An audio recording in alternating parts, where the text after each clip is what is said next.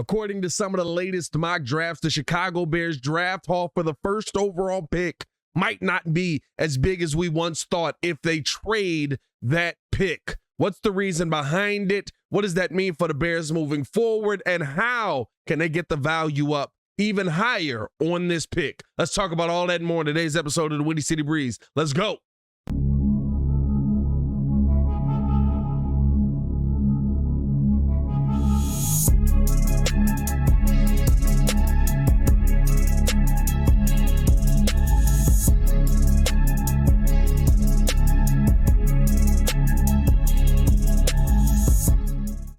Now, if you are new to the channel, please like the video. Please subscribe to the page. We do talk Chicago sports daily on this channel. It's the only channel talking Chicago sports, how Chicago talks. So make sure that you get in tune with us, man.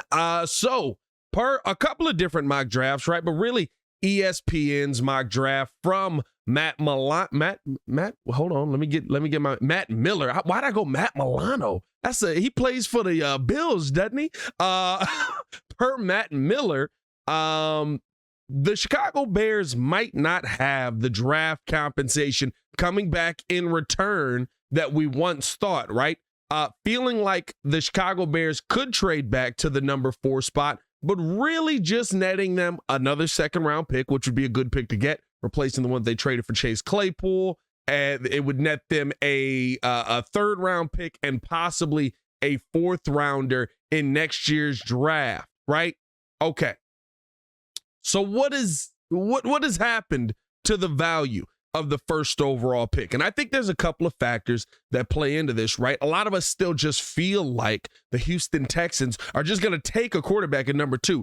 They have to take a quarterback. They have no option. There's quarterbacks here. They have to take a quarterback, except for the fact that they have brought in a new head coach who is a defensive head coach, a defensive-minded head coach who was a defensive player for the Houston Texans, right? And that really throws a wrench in the calculation, because now it's like, hey, wait a minute. What if this guy doesn't decide to take a quarterback? Now, all of a sudden, that moves the quarterback battle down, right? A little, or the quarterback hierarchy down a little bit, because what if he takes a defensive player at number 2, right? What if he takes Will Anderson Jr.? What if he takes Jalen Carter? These are some of the things that are being rumored in these mock drafts as well. Now, the other thing right here is that if that does happen, a lot of what the Bears' trade interest has been wrapped around the Indianapolis Colts and the Houston Texans. Here's what the Chicago Bears have to, Ryan Poles has to do. Because I'm not going to lie to you, giving up a first overall pick for an extra second, a 4th, and a future 3rd, knowing the value that has been given up for picks lower than that, you have to drum up interest in other teams. There's a lot of teams that I believe in this top 10 are willing to move up, but I think there's 2 things that you have to be okay with. One, you have to be okay with your evaluation process at that point, right? Because now you're talking about, hey, we have this guy that we really like in Jalen Carter and or Will Anderson Jr. We would love to take him at 4, but if you're going to get a bigger draft haul by trading back even further down, right, you need to be okay with your draft evaluation, because you might need to be okay with your first pick coming at the number 8 overall pick or the number 6 overall pick, right? Like, those are things that you need to be okay for if it's going to net you more assets in the future. That's what this thing is all about, right? The biggest thing about the number 1 pick is, everybody knows that the Bears want to trade out of it because we don't feel like there's value at the quarterback position. Or we feel like, I shouldn't say that. We feel like there's value at the quarterback position. We don't feel like we need the value that's at the quarterback position, right? That's the right way to say that. And right now, that is, while it is an advantage because now teams are bidding, teams are going to be fighting to try and get that number 1 overall pick, it's also a disadvantage because teams are going to be like, well, you want to get rid of it anyway, so you might as well get rid of it, right? Like, let us have it, and we'll give you this for it. Not to say that, right, like, to me, right, getting the 2nd round pick from the Colts, I think, would be the most ideal situation. And I think it puts you in the best situation in a couple of areas, right? Because then you could package your 2 second round picks and maybe move up to the 1st to get back in and get one of those top wide receivers if you're able to draft high and take a Jalen Carter and or Will Anderson Jr. at 4. But again, you need to be okay with your draft evaluation. You need to feel good about some of the players that you can take at 6, at 8, at 10, right? Because I think those are teams that you also need to be drumming up interest with. That's how you get these picks moving in the right direction. That's how you get these picks higher, the value on them, I should say. Because if you're just sitting there with 2 teams and literally Houston says, well, we're not going to take a quarterback. Now all of a sudden, teams are feeling different about this because guess what? Either Bryce Young, CJ Stroud, or Will Levis is going to fall to a spot that's much closer to me. Why would I trade for your number 1 overall pick if I feel like and here's another thing as well. You know what? Let me do this.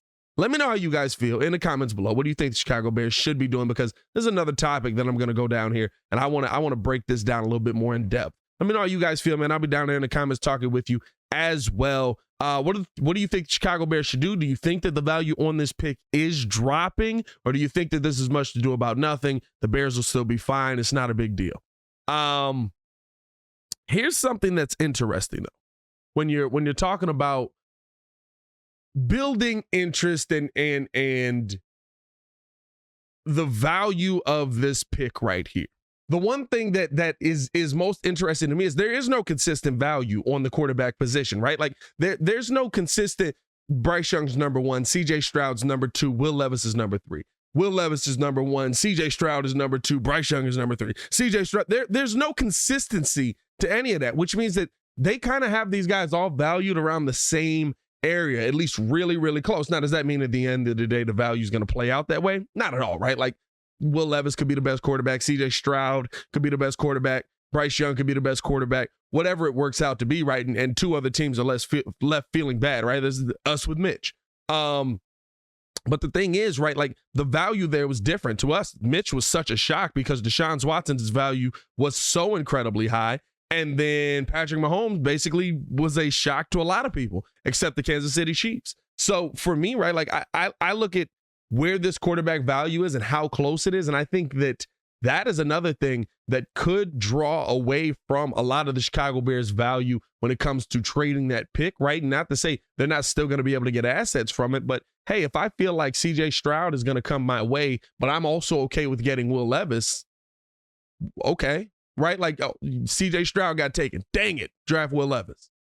You know what I mean? So there's a lot of a game that Ryan Poles needs to play here. There is a massive game that Ryan Poles needs to understand how to play here with these players. And I'm not saying he doesn't understand it, right? I'm not saying that he's not going to be able to play this game, but you have to drum up some of the attention on this. Like just having the first overall pick isn't going to be good enough. And the fact that you already know, right, that Houston, I think they'll still take a quarterback. I'm still leaning on the fact that they'll take a quarterback because it's something that they need the most, and you don't know when you're going to get another quarterback heavy draft like this, although I do expect Houston to again be at the top of the draft next season, but you don't know if you're going to have the number 2 overall pick. You don't know if your team's going to improve, if your defense is going to improve. You don't know how any of that's going to play out, right? You might be picking a little bit further down, and then you got to trade up when you could have just gotten the quarterback that you wanted this year anyway. So for me, right, like I think that you need to continue to keep the interest at quarterback high with Houston. You also need to find another team